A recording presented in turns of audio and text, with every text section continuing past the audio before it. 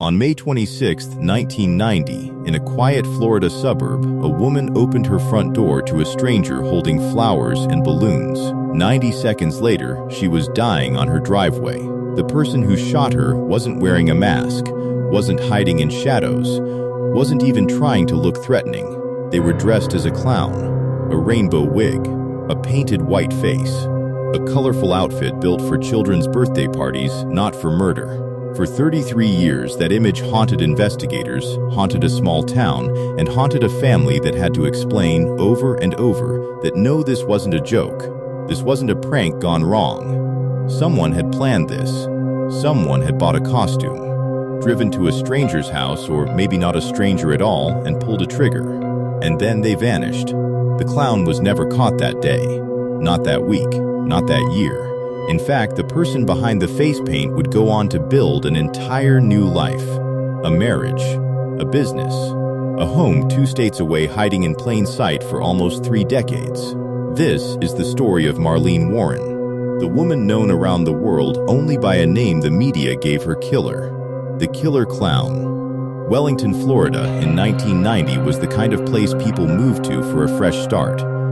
Palm trees, new developments, a community still finding its shape on the edge of the Everglades. Marlene Warren was 40 years old, a mother, a wife, well-liked by her neighbors, the kind of woman people described, without hesitation, as kind. On the afternoon of May 26th, her son Christopher was inside their house on Poinciana Place. Her husband Michael ran a used car and rental business nearby, successful enough that the family lived comfortably with several properties and vehicles registered under Marlene's name. That detail will matter later. At around 10:30 that morning, a car pulled up outside the Warren home. Witnesses would later describe it as a white convertible, a Chrysler LeBaron. Behind the wheel, and then walking up to the front door, was someone dressed head to toe as a clown. Chris Warren watched from inside as the clown handed his mother a bouquet of flowers and a small bundle of balloons.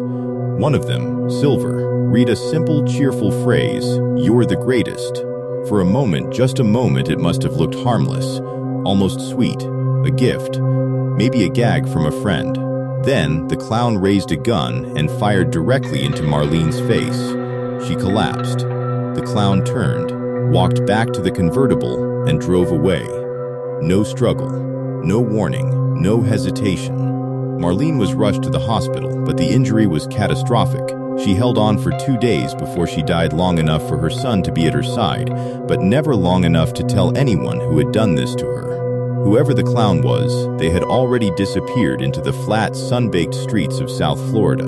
And with them went the only witness who could say, for certain, exactly what had happened behind that painted smile. The Palm Beach County Sheriff's Office moved fast.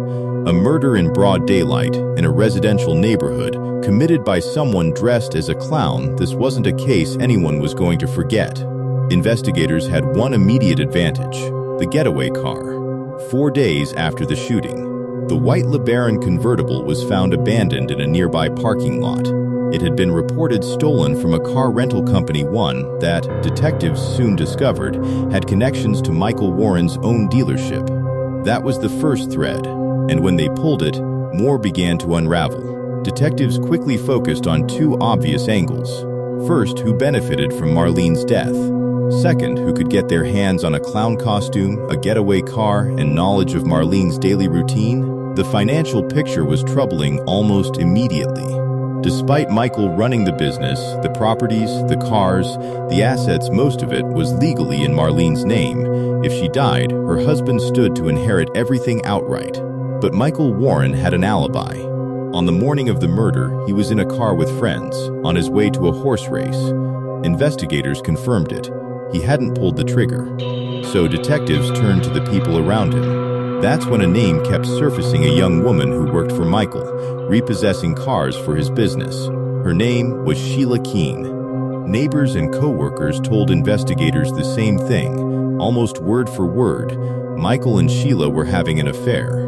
Not exactly a secret, not exactly denied by everyone who knew them, even if Michael and Sheila themselves insisted otherwise.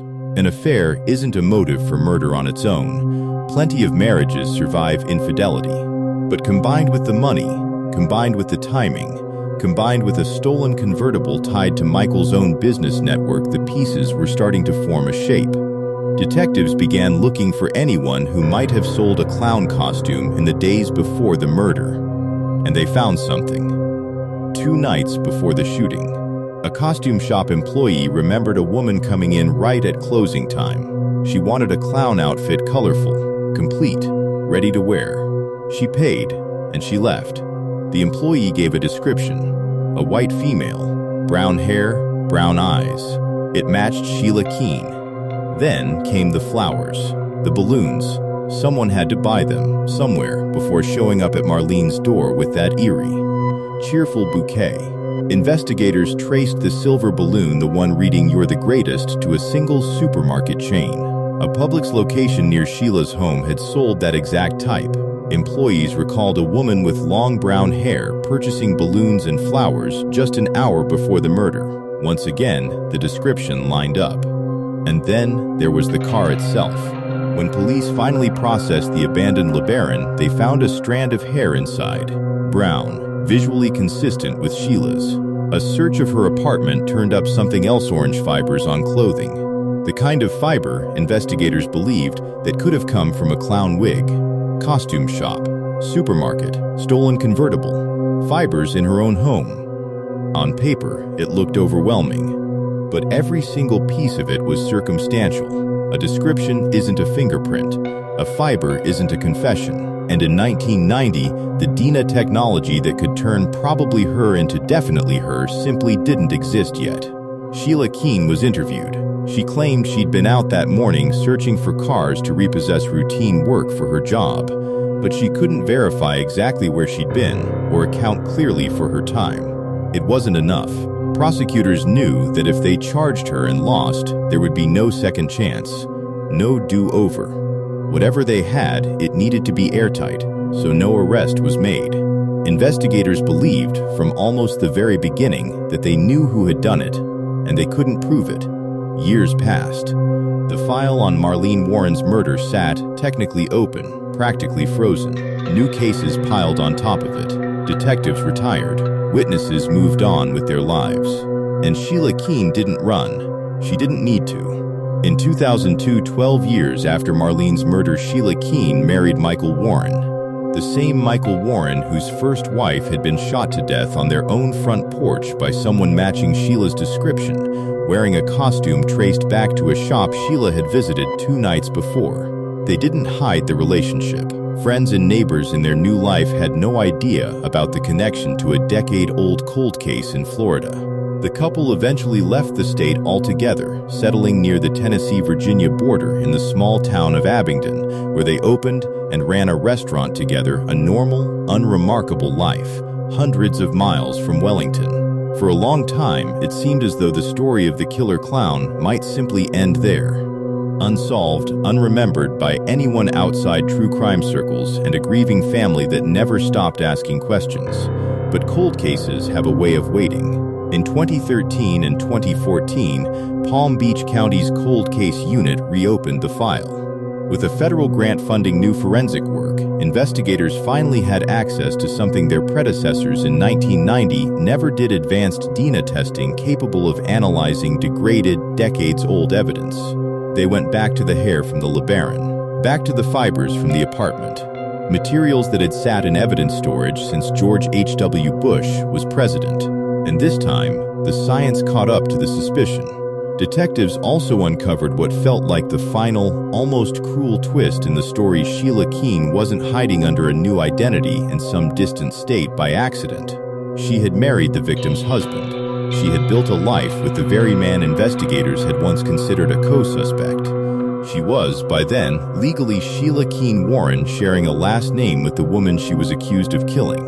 On September 26, 2017, 27 years after Marlene Warren opened her front door to a clown, investigators arrived at a home in Abingdon, Virginia, and placed Sheila Keene Warren under arrest. When Marlene's elderly mother was told the news, she reportedly had one stunned reaction: he married the killer? The case that followed dragged on for years, delayed by legal motions, and then by a pandemic that halted trials across the entire country. Prosecutors initially announced they would seek the death penalty.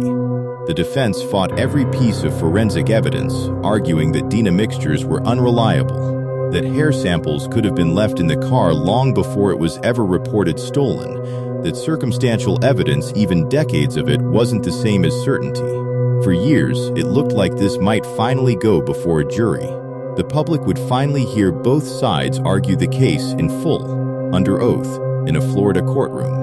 Then, in April of 2023, just as jury selection was approaching, Sheila Warren did something no one expected after 33 years of denial. She pleaded guilty, not to first-degree murder, to second-degree murder, an admission that she killed Marlene Warren, but without the same finding of premeditation prosecutors had originally pursued. In court, she confirmed it herself. She was the clown. She was sentenced to 12 years, with credit for the years already spent in custody awaiting trial, meaning her time behind bars would end far sooner than many expected for a crime this notorious. At sentencing, Marlene's son, Joseph Aarons, the boy who had watched a clown hand his mother flowers before killing her, read a victim impact statement. He said, simply, that he saw no remorse in the woman who took his mother from him. And even with a guilty plea on record, questions remain that a plea deal was never designed to answer. Michael Warren has never been charged. He has always denied any involvement, and investigators have never presented evidence placing him at the scene. But relatives told reporters years earlier that Marlene herself feared something wasn't right, that she suspected the affair, that she wanted to leave, that she told her own mother something chilling, almost prophetic: "If anything happens to me, Mike done it." Was that fear justified? Or was it simply the pain of a marriage falling apart? Spoken by a woman who had no idea the real danger was already close enough to knock on her front door? We may never know for certain. Sheila Warren has confessed to pulling the trigger. She has never confessed to why not publicly, not in detail, not in a way that satisfies the family still waiting for a full explanation more than 3 decades later. What we're left with is a single, unforgettable image. A woman opening her door on an ordinary Saturday morning, greeted by balloons, flowers, and a painted smile that was never meant to bring joy. The case became infamous not because of complexity, but because of that contrast, the most innocent disguise imaginable, used to commit one of the coldest, most calculated killings a small Florida town had ever seen. It's a reminder that monsters rarely announce themselves. Sometimes they knock politely, sometimes they smile, sometimes they hand you flowers, and by the time you realize what's standing on your porch, it's already too late to close the door.